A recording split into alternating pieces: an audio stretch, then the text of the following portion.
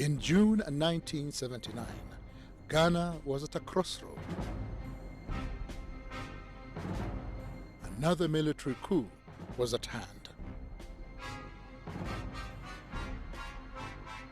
A young Air Force pilot who a few weeks before had been court-martialed and was awaiting execution was broken out of jail by his colleagues to lead what would be later known as the June 4th Revolution. Little was known of this man who would later be instrumental in changing the future of Ghana forever. His name, Jerry Rawlings.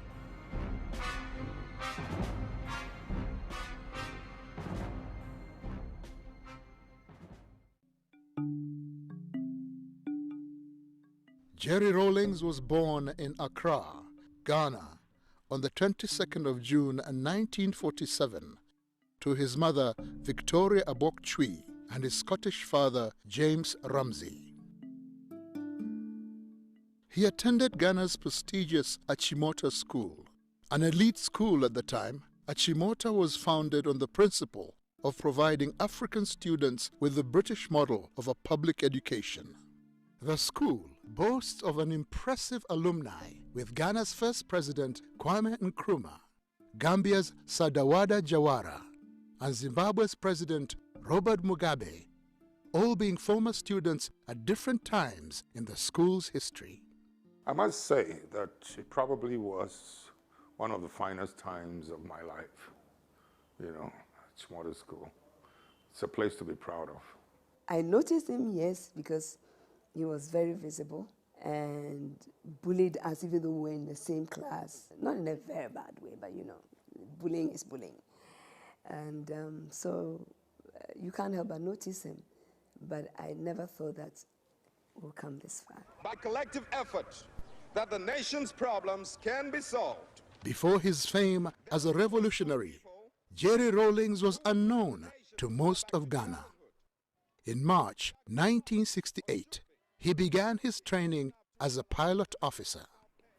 I wanted to fly from the age of 6, honest. I was standing next to my mother, in a compound house when the young men also in the house, asked me what I'd like to be when I grew up. And I said, I'd like to be a pilot. And bang, my mother slapped me on the back. Oh, yes, yes. You'll be a doctor. You'll be a scientist. I mean, the whole house, the compound became quiet, shocked at what had just happened. I never gave up my dream. He graduated in January 1969 and was commissioned a pilot officer. And because of his exceptional skill, he won the coveted Speedbird Trophy. The Speedbird Trophy went to Lieutenant J.J. Rawlings for being the best Air Force cadet of the flying training school.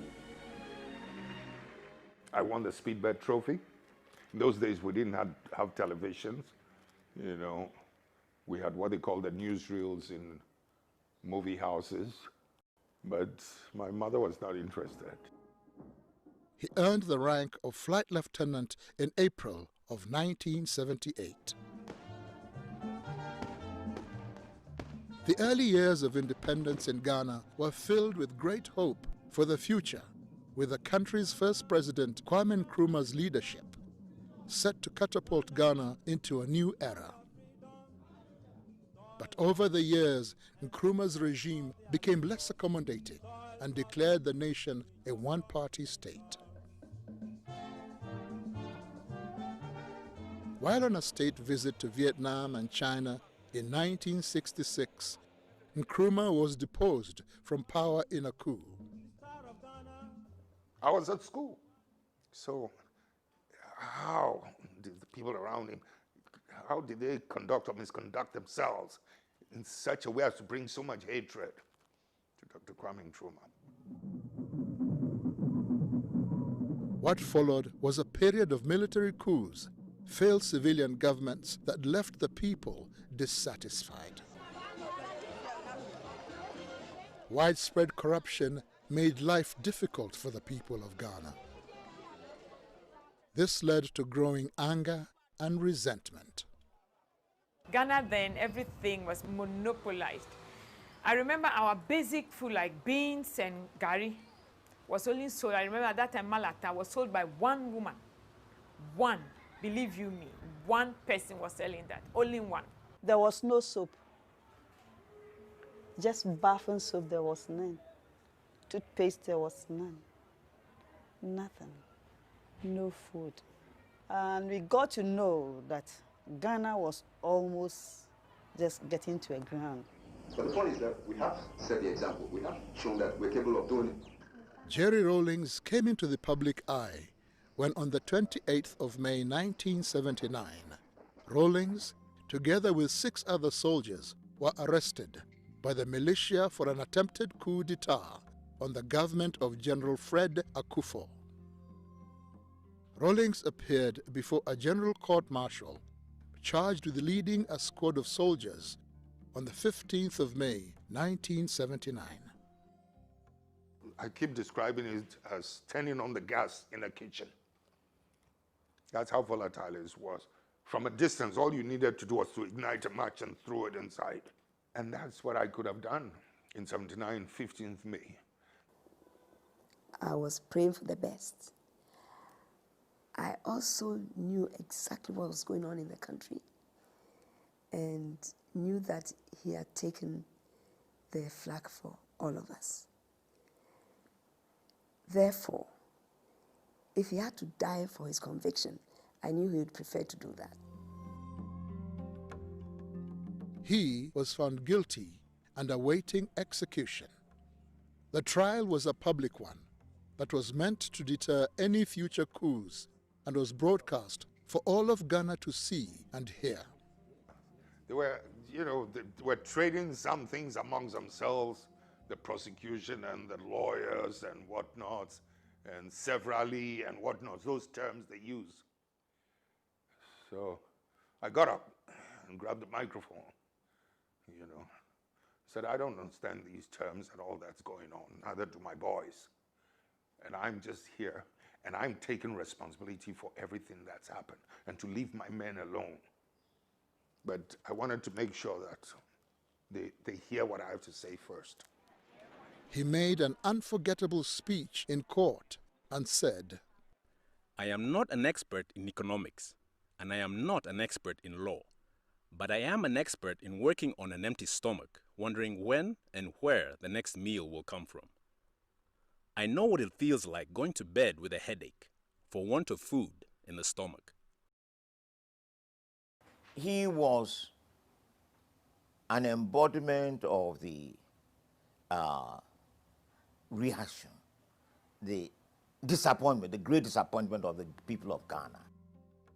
Instead, the name Rawlings became the symbol of hope and deliverance for the people of Ghana. On the 4th of June of that same year, a mutiny by officers in support of his cause broke him out of jail, sparking the revolution. So what would that mean?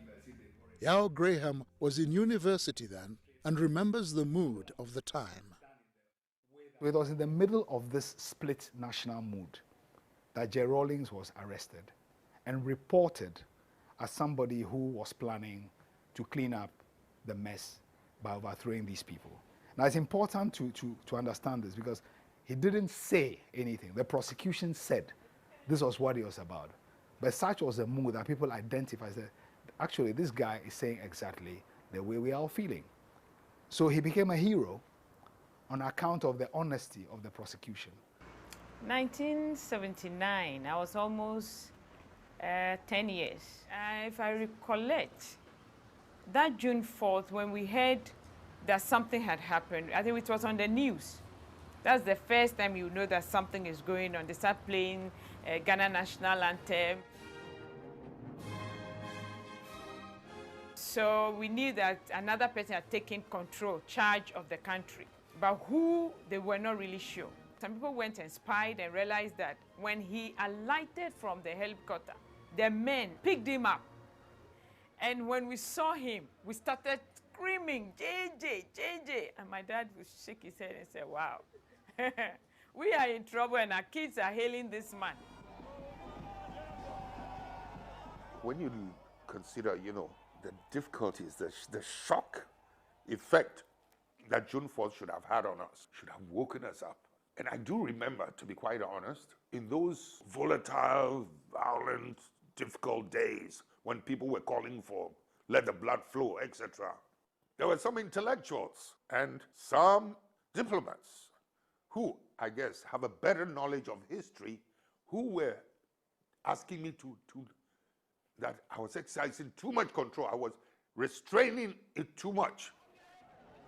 Jerry Rawlings and his soldiers formed the Armed Forces Revolutionary Council, AFRC. I didn't expect to be here. Later, the AFRC carried out what Rawlings described as a house cleaning exercise. This was basically the identifying of leaders that were deemed corrupt. The leaders were either sentenced to prison for their crimes or, in some cases, executed by the AFRC.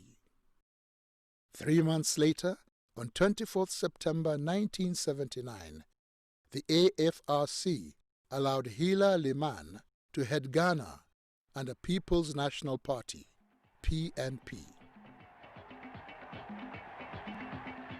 However, Hila Liman's presidency was short-lived. On 31st December 1981, after only 2 years as president, Liman's administration was cut short when Rawlings ousted him in yet another coup, claiming that his government was taking Ghana down a road of economic ruin. But it was his second coming, as we call it here, the 1981 coup d'etat, that then made him the figure that he is today. That was when people encountered him directly or indirectly.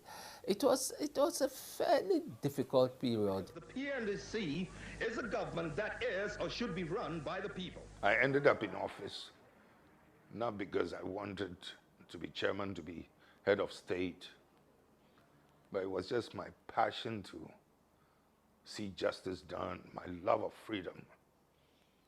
That's what puts me always in this position, or put me in this position.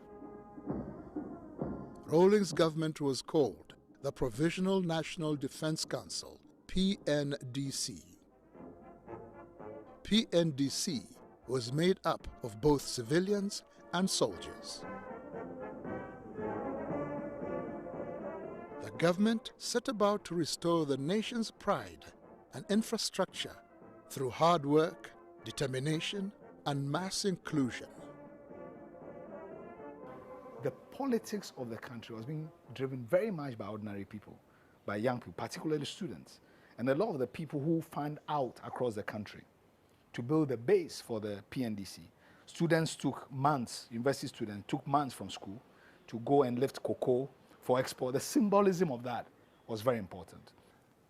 I belong to the generation that actually had to stop schooling, and we had to go out working to get cocoa from the farms to the ports to be exported and other things. It brought us awareness. If earlier on we thought there was a thin divide between the people and government, now that alone told us that we are the government and it's the people who make up the government, and that it is time for us to stand up for our own rights. That is what Jerry Rawlings represents for most of the people of my generation.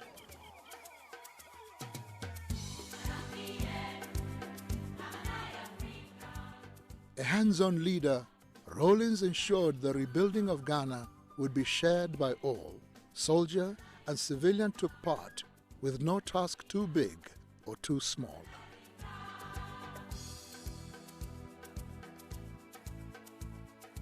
His passion is the underdog not being maltreated or mistreated. And looking at a situation where if we have, let's say, 6 million Ghanaians, He wants to bring all 6 million Ghanaians to a certain level of livelihood. I know him to be a passionate man.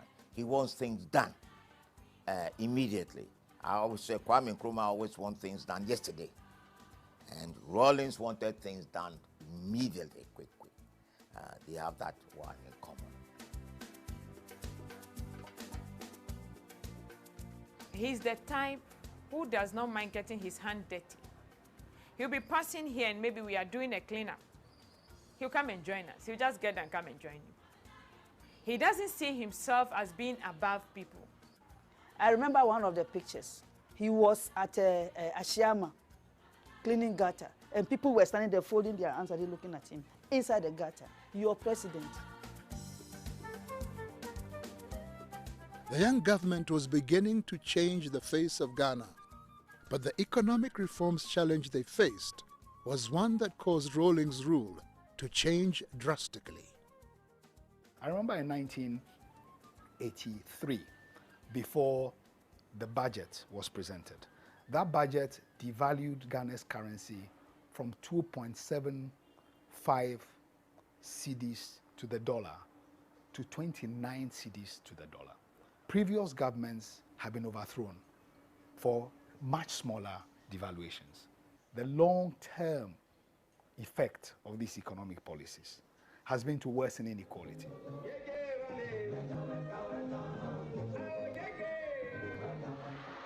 Rawlings' government's response to its critics was to clamp down on opposition. The media in particular was hit hard. Haruna Atta, a journalist, shares his experience. Those were what one would describe as the bad old days when journalists were under siege, sort of. At that time, he was very much seen as the dictator, like the quintessential African dictator. Rawlings and his government had to instill measures that before would seem to be a compromise of their status quo, dealing with the West. Pope John Paul described capitalism, the capitalist economic philosophy, as the savagery of capitalism. What are you going to say about us in the so-called developing world, in Africa? Rawlings is a man of many faces. There was a time I wanted to be a priest, you know. Yeah. Charismatic. How are you? I'm going to take you together with a flower. And now, his long-time secret as an artist has been finally exposed. You may not believe it, but I'd much rather be known as an artist than as a president. Just as I would much rather probably be known for flying skill than being a president. Maybe it's because through this you can see my power of observation, my sense of precision, my striving for excellence.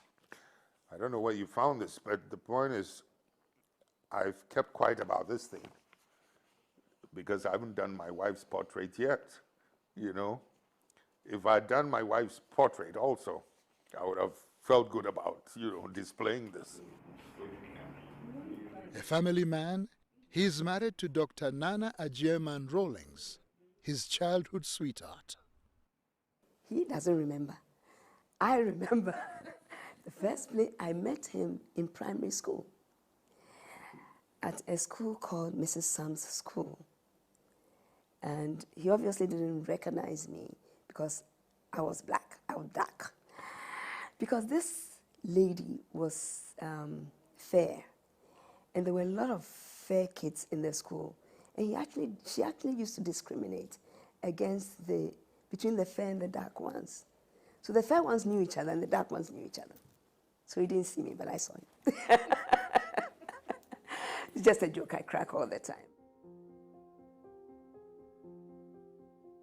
Nana, in the first place, was somebody I noticed from the age of 14, somebody I've been in love with. It wasn't until about 5, 6 years later that she would even allow me to hold her hands type of thing. Oh, it took a long time. Together, they have 4 children: Ezanata, Amina, Ya Asentwa, and the only son, Kimathi Rawlings. As if to protect them, Rawlings, being in the center stage of politics, created a deliberate wedge between his children and himself. In the event that his life would be taken, his children would be able to cope in his absence. I avoided my daughters, for some years. I mean, I'd see them, but I did not want to develop any emotional attachment with them. I mean, I longed for it. I wanted to hug them and things like that, but I was afraid if we developed that emotional attachment and something happened, I wasn't too sure how they would be able to cope or handle it. And that's why I kept that distance, you see what I mean? Deliberately, because of the reason I just gave. There was not a good balance in terms of family and work. So I had to be mother and father to them almost throughout their life till they were adults. Yeah. It wasn't easy.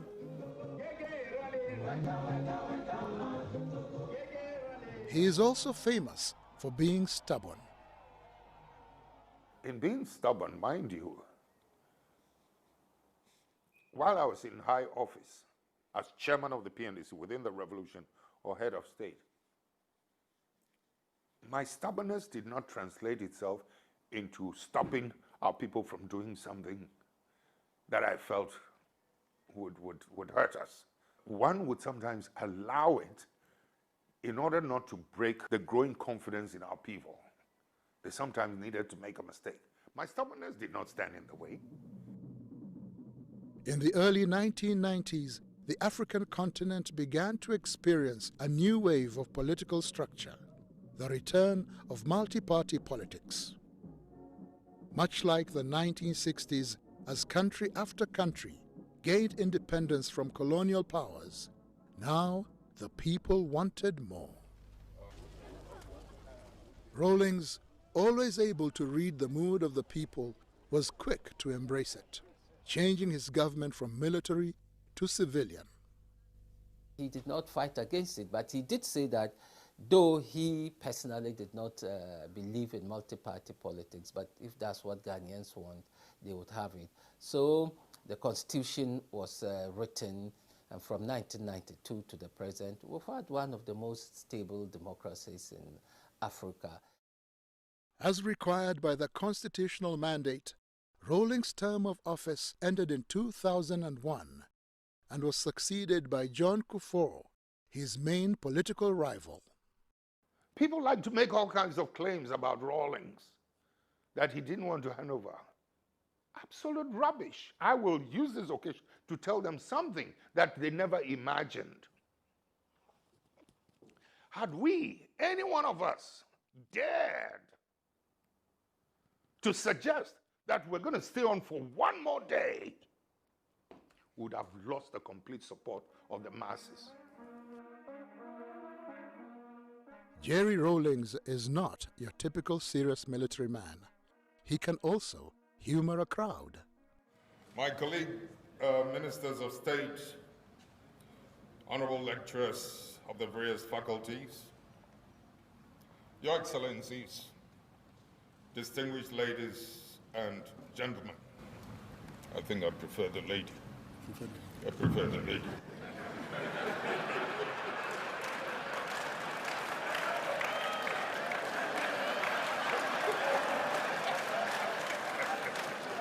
Oh, I mean, this little warm food you want to enjoy, you want to come on.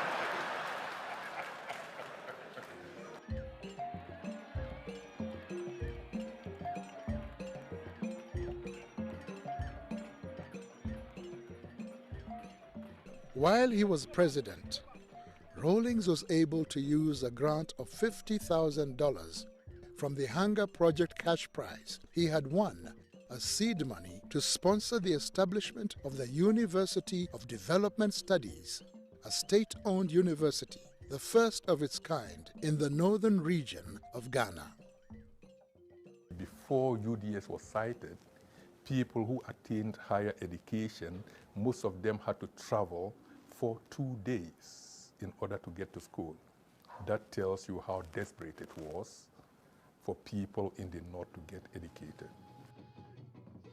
In 2010, Jerry Rawlings was named the African Union envoy to Somalia. I believe the African Union has every reason to feel proud. This is one political and military exercise that we've taken up almost on our own and won for the good of that country, for the good of all of us. During his time as envoy, Somalia, as well as other parts of Northeast Africa, experienced a catastrophic famine that the world called an emergency. Jerry Rawlings was on the ground to see the results of the famine and was deeply moved at the sorry state of the mothers and children he met. In an interview with CNN, Rawlings shared his distressful experience.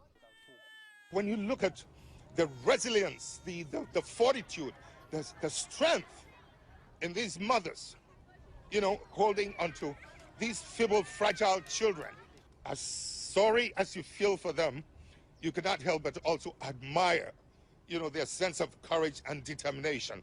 I mean, let's do what we can. You're clearly moved by what you saw